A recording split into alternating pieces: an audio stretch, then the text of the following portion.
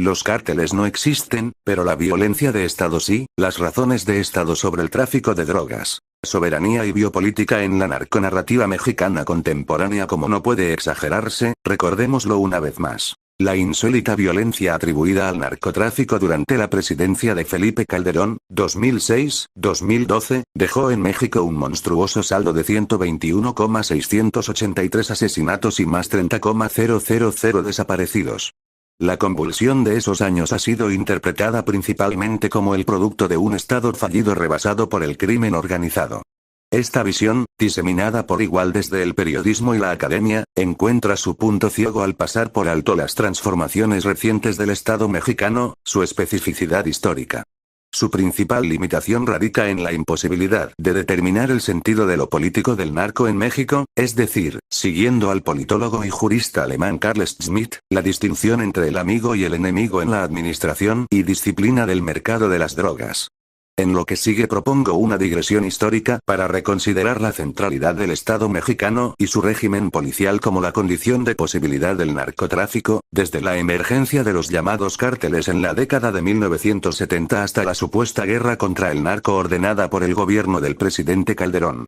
Mi intención es identificar 3 períodos históricos de las razones de Estado en torno al narco y discutir la manera en que han sido representados en 3 novelas escritas durante dichos períodos. Contrabando, fechada en 1991, pero publicada en 2008, de Víctor Hugo Rascón Banda, 1948, 2008, 2666, 2004, de Roberto Bolaño, 1953, 2003, y Entre Perros, 2009, de Alejandro Almazán, 1971.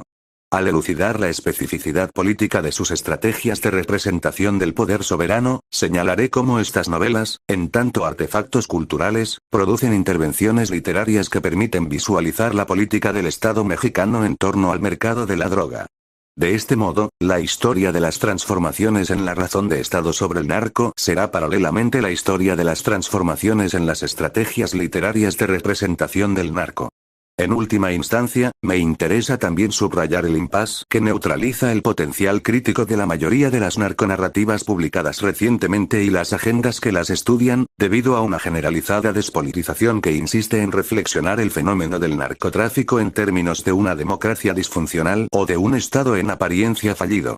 Esto me llevará a concluir, con Michel Foucault, que la suspensión de la legalidad y su consecuente violencia implican ante todo la presencia absoluta, ordenada y eficaz del Estado.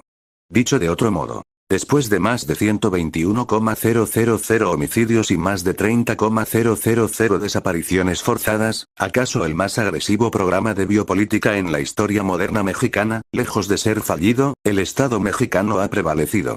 En el análisis de las transformaciones de la soberanía del Estado mexicano y su relación con el narco, es necesario recordar, con el sociólogo Luis Astorga, que el tráfico de drogas en México se desarrolló bajo el control disciplinario absoluto del sistema político y policial del país.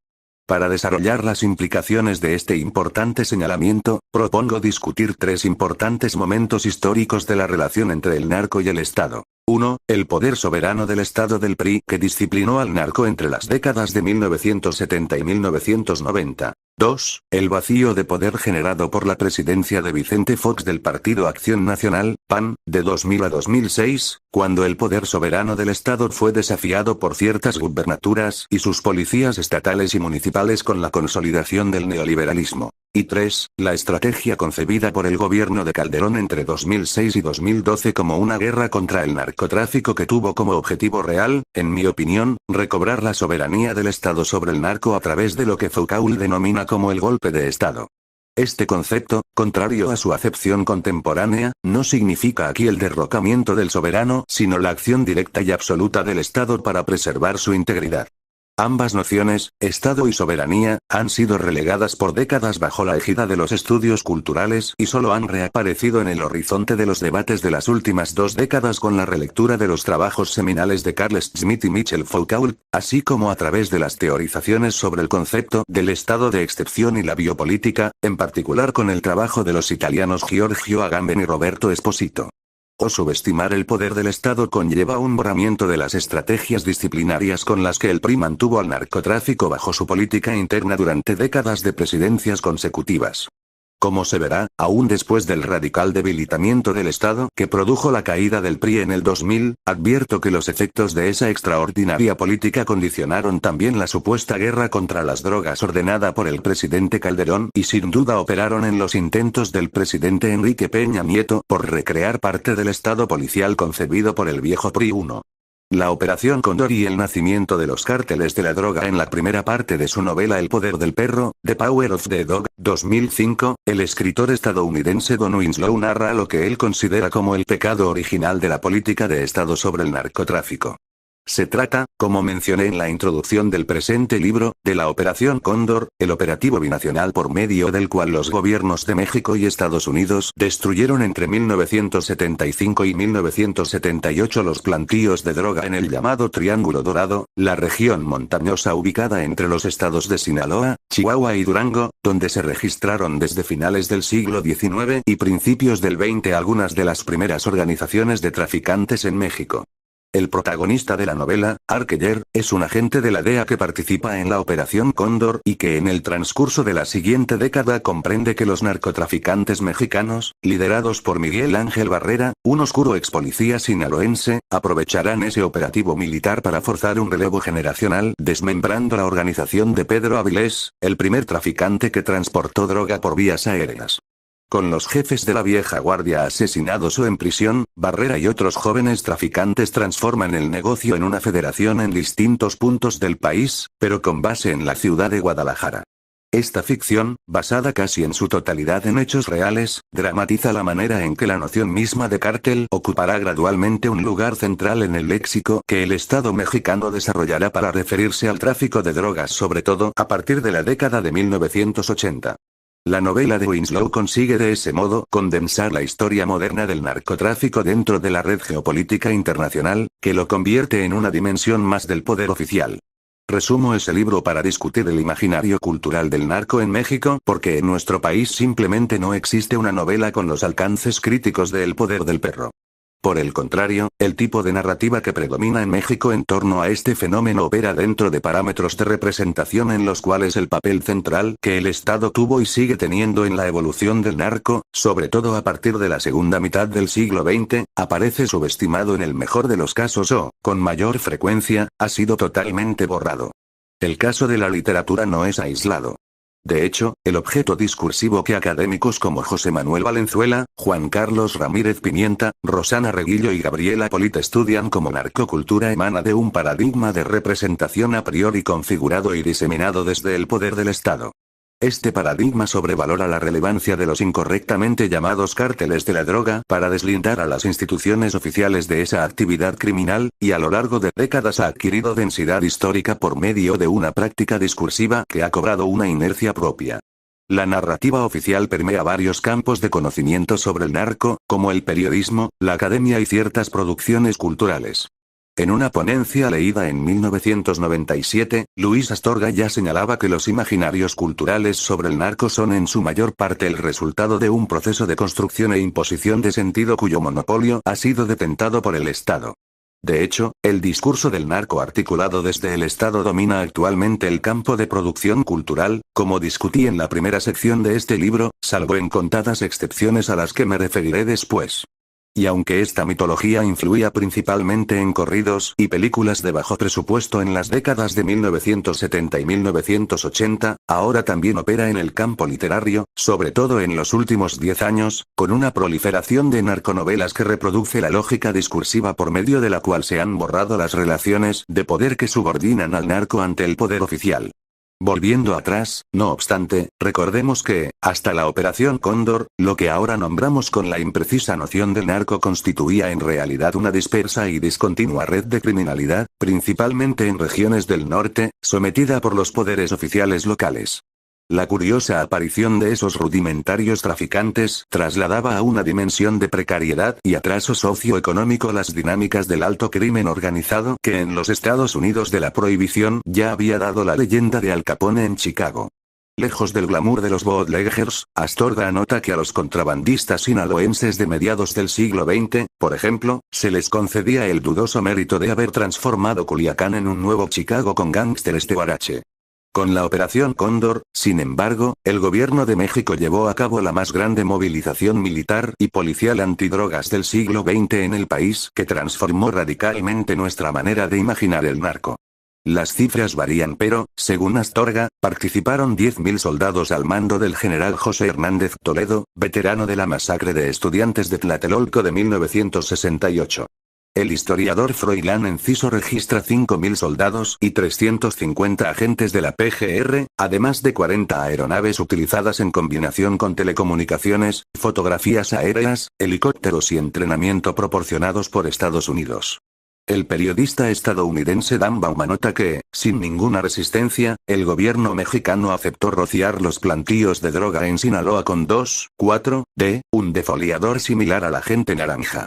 Por su propia cuenta, el gobierno de México decidió también recurrir al paraquat, un herbicida producido en Inglaterra que en varios países ha sido utilizado para cometer suicidio y asesinatos, pero que en Sinaloa se aplicaría a la marihuana. Y aunque la presidencia de Jimmy Carter fue responsabilizada por alrededor de 500 toneladas de marihuana contaminadas que se introdujeron en el mercado de drogas estadounidense, Baum recuerda que Peter Bourne, consejero de la política antidrogas de Carter, testificó en el Congreso de ese país que él personalmente intentó disuadir sin éxito al Procurador General de la República en México para que desistiera del uso del paraquat. Ignorando este grado de complejidad, con frecuencia se reduce la política mexicana antidrogas de dos maneras. O es entendida como una mera relación de subordinación ante la hegemonía de Estados Unidos, o bien es interpretada como el resultado de una ineficaz contingencia política ante la amenaza del crimen organizado. Estas visiones pasan por alto que, hasta mediados de la década de 1990, el PRI administró con eficacia una red de soberanía que le permitió articular un juego geopolítico en el cual el narcotráfico fue objeto de la más rigurosa disciplina de los mecanismos policiales de Estado y su soberanía. Entiendo aquí el concepto de soberanía, con Carl Schmitt, como la facultad del Estado para decidir su curso de acción en torno a una situación de excepción.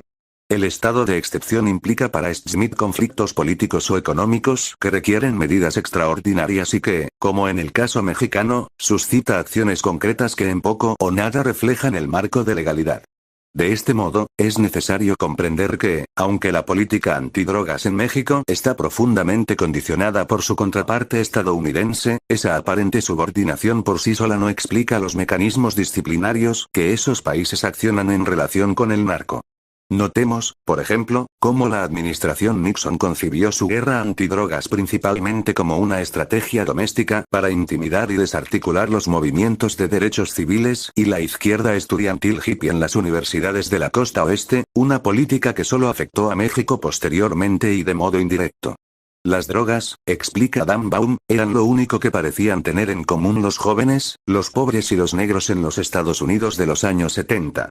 El periodista Joan Grillo anota que el gobierno mexicano, paralelamente, pero por decisión propia, utilizó la Operación Cóndor para atacar a los grupos de izquierda radical durante la llamada Guerra Sucia que quedaron al alcance del ejército, por ejemplo, en las sierras de Sinaloa y Chihuahua. De este modo, el Estado mexicano activó a través de la Operación Cóndor lo que podríamos considerar como un brutal pero efectivo programa de biopolítica, con precedentes en las labores de inteligencia del Ejército y la Dirección Federal de Seguridad, DFS, desde el sexenio de Gustavo Díaz Ordaz, 1964-1970. En la presidencia de Luis Echeverría, 1970-1976, tuvo los más dramáticos efectos. Primero, con la Operación Cóndor se produjo el éxodo masivo de campesinos hacia las principales ciudades de Sinaloa, en particular a Culiacán. Como teoriza Judith Butler, el cuerpo de los desplazados de todo conflicto armado, a la vez expulsado y contenido, lejos de ser abandonado por la fuerza del Estado, aparece más bien como el cuerpo saturado de poder precisamente en el momento en que es desposeído de ciudadanía. Después, simultáneo a ese éxodo campesino, la inteligencia militar y policial mexicana permitió la reubicación de los principales jefes del narcotráfico para conformar la llamada Federación del Narco con base en Guadalajara, como dramatiza la novela El poder del perro. El periodista Ed Buliani explica que la Operación Cóndor y la subsecuente guerra contra las drogas son en gran medida los factores que sentaron las bases para los cárteles modernos de la droga, permitiendo al Estado la administración y disciplina del narco en todo el país por medio del Ejército y la Policía Federal. Así es, como señala el periodista Charles Bowden, que surge una industria nacional de la droga. Atendiendo aquí las ideas de Roberto Esposito, resulta crucial comprender este hito histórico como el proceso por medio del cual el Estado mexicano inmunizó a su sociedad del fenómeno del narco, subordinándolo al poder político. Esto se dio al igual que, en su momento, la élite civil del PRI consiguió someter al poder militar durante la segunda mitad del siglo XX, inmunizando a la sociedad de los efectos finales de la revolución. Finalmente, la más duradera consecuencia de la Operación Cóndor es en mi opinión la matriz discursiva que la dictadura perfecta del PRI, según la llamó célebremente Mario Vargas Llosa, articuló para enunciar esta nueva configuración del narco, matriz que hasta hoy en día es la base epistemológica de un fenómeno cuyos laberintos de poder en su mayoría desconocemos, pero que con frecuencia imaginamos de formas desbordadas. La principal función de esta matriz es naturalizar la idea de que el narco se constituye por fuera del Estado, lo que de facto convierte a las organizaciones de traficantes en entidades enemigas simbólicamente localizadas en las fronteras externas de la sociedad civil. A lo largo de las décadas, la influencia del Estado en la administración del comercio de la droga ha construido un significante vacío con la noción de narco, visible en la perniciosa red del poder hegemónico y en la mayoría de los estudios que convalidan la supuesta ubicuidad de su descentramiento. Así lo explica el sociólogo Fernando Escalante Gonzalvo. El lenguaje que hemos aprendido todos para hablar del tráfico de drogas es de una claridad engañosa. Todos hablamos del cártel, la plaza, la ruta, el lugarteniente, los sicarios, y nos hacemos la ilusión de que entendemos. Y es un relato tan simple, tan atractivo desde un punto de vista narrativo, que termina por ser irresistible. ¿Mataron a un alcalde? Fue el crimen organizado, que se pelea por la plaza. ¿Mataron a un candidato a gobernador? Fue el crimen organizado, que se pelea por la plaza. ¿Un atentado contra el ejército, contra la Policía Federal? El crimen organizado, peleando por la plaza. Fue en una fiesta, en un centro de rehabilitación, en una brecha en la Sierra de Durango, en la montaña de Guerrero. El crimen organizado, la plaza. Ciudad Juárez, Apatzingán, Teloloapan, Tantoyuca, Huejutla, Zacualpan de Amilpas. El crimen organizado, la plaza. 100 muertos, 1000, 10.000, 20.000, 40.000. El crimen organizado, la ruta, la plaza. La resonancia de este imaginario oficial reproducido por la mayoría de los medios de comunicación nacionales e internacionales es también la plataforma de significado de la mayoría de las producciones culturales sobre el narcotráfico, y en particular de lo que ahora se conoce como narcoliteratura, que retomaré al final de esta sección. 2. Narrativas contrahegemónicas y la crítica del Estado. Desarticulando la matriz discursiva oficial, la novela Contrabando de Víctor Hugo Rascón Banda propone visualizar el poder del narco en el interior del poder del Estado. Narrada en primera persona, la trama ofrece las impresiones que Rascón Banda recoge en un viaje a su natal Santa Rosa, un pueblo en las profundidades de la Sierra Madre Occidental de Chihuahua, rodeado de rancherías y plantíos de droga. Desde su llegada, la presencia del Estado se manifiesta cuando agentes de la Policía Federal asesinan a quemarropa a 2 jóvenes desarmados que huían por los andenes del aeropuerto de Chihuahua. Un grupo de mujeres confronta a los agentes que auscultan uno de los cadáveres. «Asesinos», gritó una mujer embarazada a los hombres que apuntando con sus armas se acercaron a revisar el cuerpo, sacándole sus documentos, su billetera, sus cigarros, su agenda, su pasaporte, su boleto. «Asesinos», les gritó una anciana de bastón. «Eran narcos», respondió uno de los hombres, que volteó y la miró con furia. «Eso no les quita a ustedes lo de asesinos», le dijo una joven. «Asesinos, asesinos», gritaron otras mujeres. En todos los rostros había indignación. «Asesinos. Asesinos. Asesinos». Este intercambio es clave para comprender la dimensión política de la novela. Rascón Banda anota correctamente que los únicos que llaman narcos a los jóvenes asesinados son los policías. Por otro lado, las mujeres, ante la cobardía generalizada de los hombres, que como el personaje de Rascón Banda optan por guardar silencio, encaran a los agentes y denuncian su crimen. Son asesinos. Ellas no pasan por alto que han presenciado una ejecución extrajudicial. Desde su inicio, la novela señala sin ambigüedad un crimen perpetrado por policías en contra de 2 jóvenes. Nada más. La violencia de Estado, de hecho, se reproduce durante todo el viaje de Rascón Banda. Pero no se trata de cárteles que asedían la sierra, sino de agentes federales y soldados del ejército que mantienen controles para toda actividad vinculada al narco. En uno de los episodios más reveladores, una familia entera es masacrada por un contingente de la Policía Judicial Federal que justifica el crimen y la ocupación de la hacienda familiar, el rancho de Yepachi, denunciando a las víctimas como un clan de narcotraficantes. Damiana Carabeo, la única sobreviviente de la masacre, narra cómo después de pedir ayuda a agentes de la Policía Judicial Estatal conocidos de su familia, al llegar a la hacienda son también asesinados por los federales. Damiana es después obligada a posar en una rueda de prensa con un rifle de alto poder mientras es fotografiada por los periodistas. El encabezado de la nota publicada al día siguiente resume las dinámicas disciplinarias del Estado policial. Golpe al narcotráfico. 24 muertos y 9 heridos. Enfrentamiento entre narcos y la Policía Judicial Federal. Masacre en el rancho de Yepachi, nido de narcos. Judiciales federales contra judiciales del Estado. Ganaron los federales. Capturaron a Damiana Carabeo, cabecilla de una banda de narcos. Contra las versiones oficiales, Rascón Banda y los habitantes de Santa Rosa padecen los efectos de las brutales incursiones del ejército y la Policía Federal que reprimen constantemente a la población civil.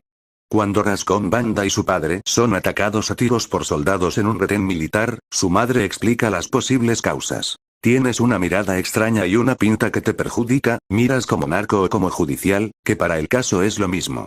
Y además vistes como ellos. A pesar de haber obtenido en 1991 el premio Juan Rulfo, Contrabando permaneció inédita hasta 2008, publicada póstumamente tras la muerte de Rascón Banda ese mismo año. Fernando García Ramírez lee Contrabando desde el contexto inmediato de su publicación y afirma que la novela nos sirve para comprender por qué la guerra contra los cárteles emprendida por el gobierno es una guerra perdida. Rechazando este anacronismo, propongo recontextualizar la novela como un evidente producto de su época, mostrando una imagen del estado de excepción que prevaleció durante las décadas de 1970 y 1980, cuando en México la delincuencia organizada, como explica Edgardo Buscaglia, era gestionada por el Estado mexicano asignando mercados, bienes y servicios ilícitos a cada grupo criminal que trabajaba bajo el control oficial.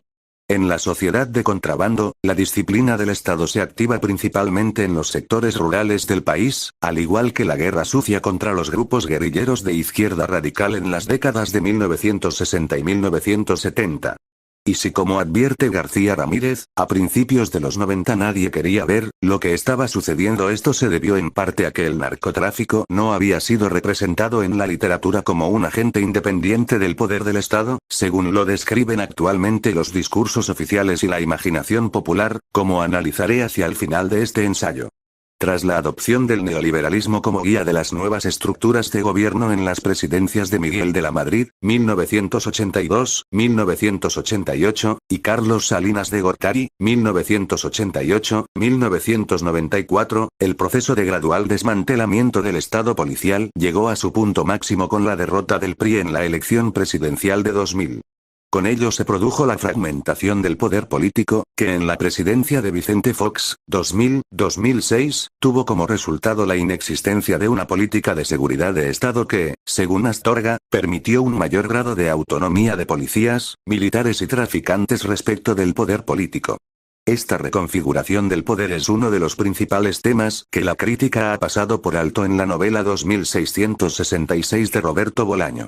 2666 puede leerse como la representación de la crisis de la soberanía que se vivió en México durante los primeros años del Estado panista. En ese sentido y contra el juego de temporalidades sugeridas por su título, la novela también es el reflejo de su época, en particular con su representación del norte de México en la parte de los crímenes. Esa sección, la más abundante del libro, se estructura alrededor de los dos fenómenos de violencia sistémica más importantes de la frontera. Los cientos de asesinatos de mujeres que comenzaron a reportarse en Ciudad Juárez, Santa Teresa en la novela, desde 1993, el último año de la presidencia de Salinas de Gortari, y el narcotráfico. El feminicidio se revela aquí como el efecto extremo de la biopolítica ejercida por el Estado neoliberal que transforma colectivamente la vida de miles de mujeres obreras en plantas maquiladoras.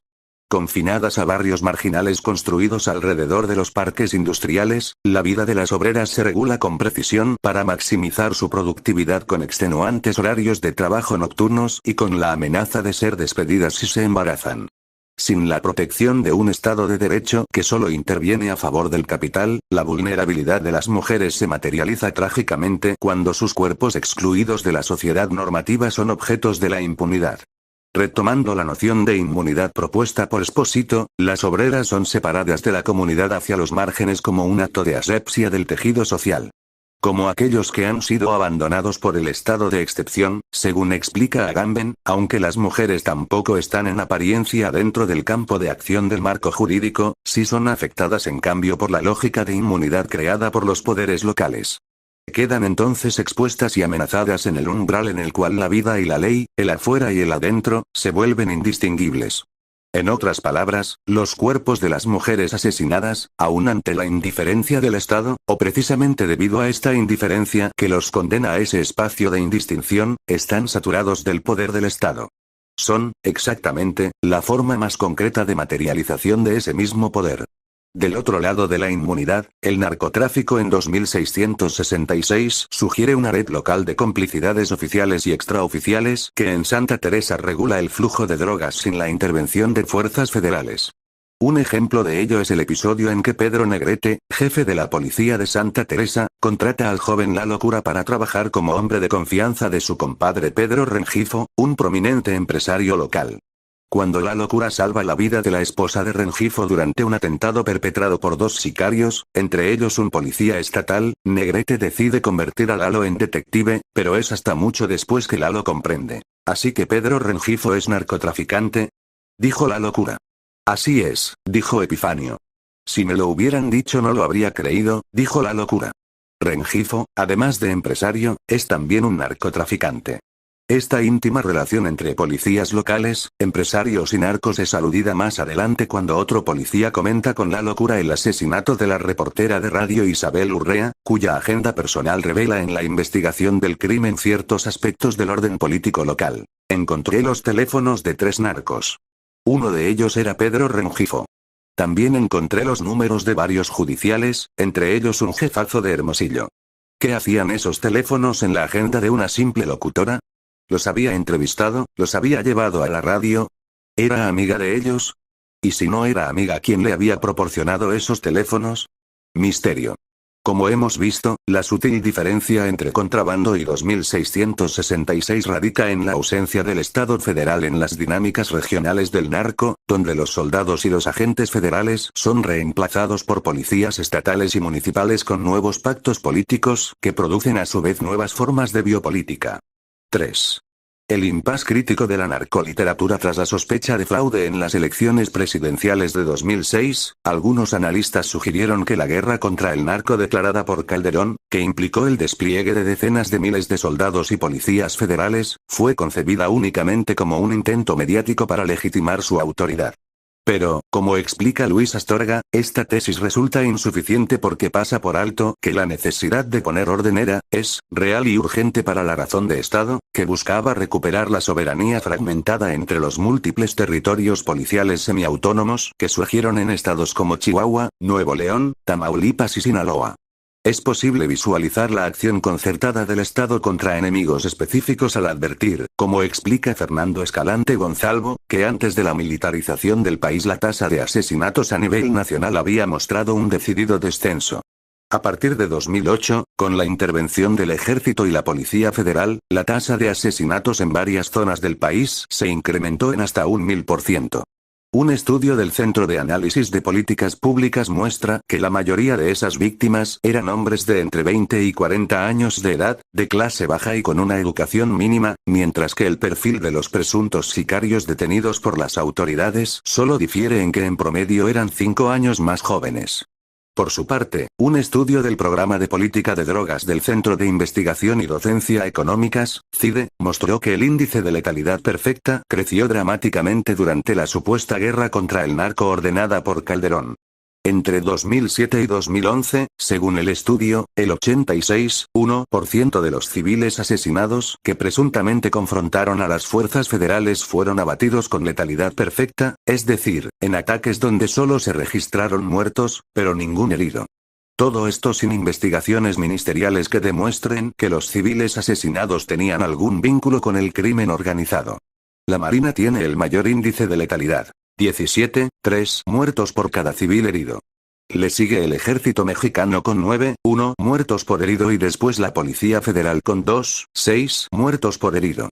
Los investigadores del CIDE señalan además que la violencia aumenta un 6% con cada combate y durante un período de 3 meses.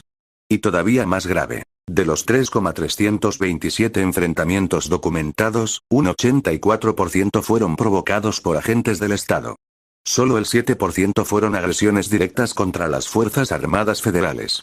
Alejandro Madrazo, investigador del CIDE, interpreta los datos sin ambigüedad. Los altos niveles de letalidad y letalidad perfecta son un indicio muy fuerte de que estamos ante ejecuciones extrajudiciales o ante el uso desmedido de la fuerza pública. Contrario a un Estado fallido, lo que revela esta información es tal vez el programa de biopolítica más ordenado e impactante en la historia reciente de México y que se puso en marcha en el contexto de la peor crisis armada desde la Revolución Mexicana. La estrategia del Estado muestra una correlación directamente proporcional entre la violencia y la presencia de las fuerzas federales en las zonas de mayor conflicto. La recurrente tipología de las víctimas y sus supuestos victimarios sugiere que el objetivo de esta guerra se enfocó principalmente en la parte operativa del narcomenudeo en los barrios pobres de las ciudades sitiadas, y no en los sectores financieros y empresariales que hacen posible la circulación transnacional de las ganancias del narco. No se explica nunca cómo es que las autoridades en estados como Chihuahua, donde se resuelve menos del 2% de los crímenes, hayan tenido la capacidad para determinar correctamente la culpabilidad de los más de 15,000 presuntos narcos asesinados, cuando la mayoría de los cadáveres ni siquiera fueron identificados y terminaron desechados en fosas comunes. Es en este punto que mi análisis difiere radicalmente de buena parte del análisis intelectual hecho dentro y fuera de México. Me refiero a los trabajos antes citados de Gareth Williams, Sergio González Rodríguez, Rosana Reguillo, Hermann Erlinghaus y Gabriela Polit, entre otros. La despolitización que impide distinguir al amigo del enemigo en la guerra contra el narco es producto de una política discursiva que articula una mitología del narcotráfico como un agente ubicuo y adaptable que puede materializarse en todos los ámbitos de la sociedad, llevando incluso a agudos investigadores como Williams a titular su capítulo dedicado al narco como Absolute Hostility and Ubiquitous Enmity, hostilidad absoluta y enemistad ubicua.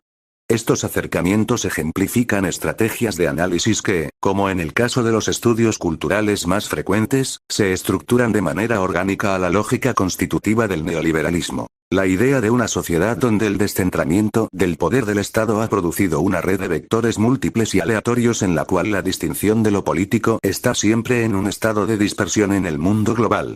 Esta discusión, que ha sido explorada con mayor agudeza en el trabajo de Carlo Galli, supone que el concepto de lo político propuesto por Smith está agotado precisamente porque la división espacial entre lo externo y lo interno de la separación entre amigo y enemigo ha sido rebasada por nuevas categorías políticas que descentran y minimizan la acción del Estado y las condiciones mismas de lo político, ahora dispersas en la lógica de la globalización.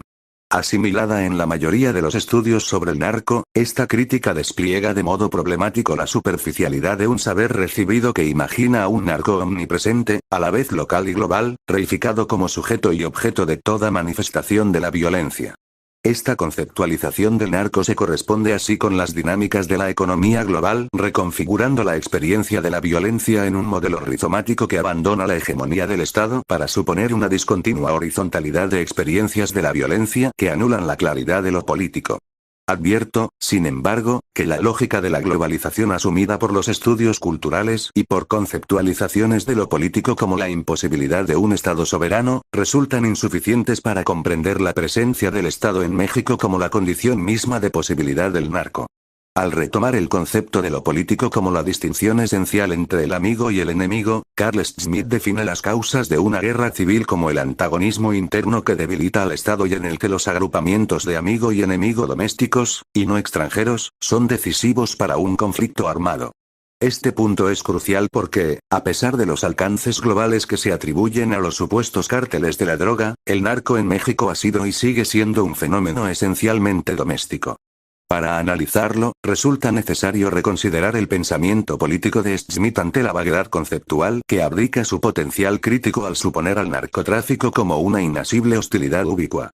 A diferencia del modo en que el Estado en Colombia confrontó la amenaza real del narco, el Estado mexicano mantuvo a las organizaciones criminales bajo una rigurosa subordinación hasta mediados de la década de 1990, del modo en que lo inscriben los violentos episodios de contrabando. Integrado a nuevas lógicas de poder locales, como propone la trama fronteriza de 2666, el narco operó durante esos gobiernos bajo las motivaciones políticas de la clase política y empresarial, junto con las corporaciones policíacas, con el objetivo en común de construir fueros semiautónomos e independientes del poder federal central. La estrategia militar de Calderón intentó después imponer la misma dinámica de subordinación que articuló la hegemonía del PRI, ahora contra los nuevos enemigos del Estado, los poderes estatales que desafiaron al reducido Estado panista legado por Vicente Fox. Y, como argumenté antes, esa misma forma de lo político cobró una mayor centralidad en la presidencia de Peña Nieto. Pasar por alto esta profunda politización doméstica del tráfico de drogas en las últimas 2 décadas es simplemente no comprender la esencia actual del fenómeno en México. Como discutí desde el primer ensayo, el éxito comercial de numerosas novelas que independientemente de su nivel de realismo promueven la narrativa oficial de la lucha de cárteles y la celebridad global de capos como Joaquín El Chapo Guzmán se debe en gran medida a la imposibilidad de pensar políticamente el fenómeno. Me detengo para efectos de mi argumento en una sola de ellas. Entre perros, de Alejandro Almazán. Es la historia de 3 amigos de infancia sobrevivientes a la violencia del narco que se reencuentran como adultos años después en Culiacán. Uno de ellos se ha vuelto periodista en la capital y decide volver a Sinaloa para hacer un reportaje sobre un cadáver que aparece colgado de un puente. El periodista descubrirá que sus 2 amigos son ahora agentes productores de la violencia local. Uno es empresario del box y el otro trabaja como sicario. Más adelante, en la novela se explica cómo el presidente de la República hace un pacto con el cártel de Sinaloa para enfrentar al cártel del Golfo y su banda de asesinos conocidos como los M's, que, en la delgada sutileza de este Román Aklef, se corresponden con los sanguinarios Zetas, los renegados exmilitares que según análisis de inteligencia del ejército y reportajes periodísticos controlan virtualmente la totalidad del estado fronterizo de Tamaulipas. En medio de esa guerra de cárteles, el protagonista descubre que todos en Culiacán son de algún modo facilitadores del narco, que todos, en cierta medida, trabajan para el cártel. La académica Gabriela Polita analiza la novela a unos meses de su publicación y en un artículo académico registra su estremecimiento con un encabezado que lee en la revista sinaloense Río 12. Los Zetas rompen el cerco, y al pie de la foto de un hombre colgado de un puente, se explica. Entran a Culiacán y combaten al cártel de Sinaloa. PGR. Para la investigadora, la coincidencia entre la ficción y el periodismo solo podía entenderse de 2 maneras. La noticia repetía ese desborde de crueldad que caracteriza a la novela de Almazán. O, lo que es peor, mostraba que la novela es una imitación de esa realidad cruel. Apolitia Almazán la realidad, la supuesta lucha de cárteles que según el presidente Calderón produjo los altos índices de violencia nacional, les parece una materialidad incuestionable. Pero si la supuesta realidad del narco termina pareciéndose a la ficción, se debe a que se trata de un constructo narrativo articulado principalmente desde el Estado. Polit no repara en el hecho de que la información sobre la supuesta entrada de los Zetas a Sinaloa había sido divulgada exclusivamente por la Procuraduría General de la República, PGR, y que la práctica de colgar cadáveres de un puente es casi un lugar común desde que se inició la guerra contra el narco. Ambas, la supuesta realidad a la que alude Polit y la novela de Almazán que la representa, están atravesadas por esa misma lógica discursiva por medio de la cual el Estado se distancia de los cárteles de la droga, posicionándolos por fuera de sus estructuras de poder y reduciéndolos a la función de un enemigo externo que amenaza a la sociedad civil y a su gobierno. Esta correspondencia exacta entre el discurso literario y el periodístico puede entenderse, siguiendo a Alain Badiou, como una reiteración ideológica de lo real.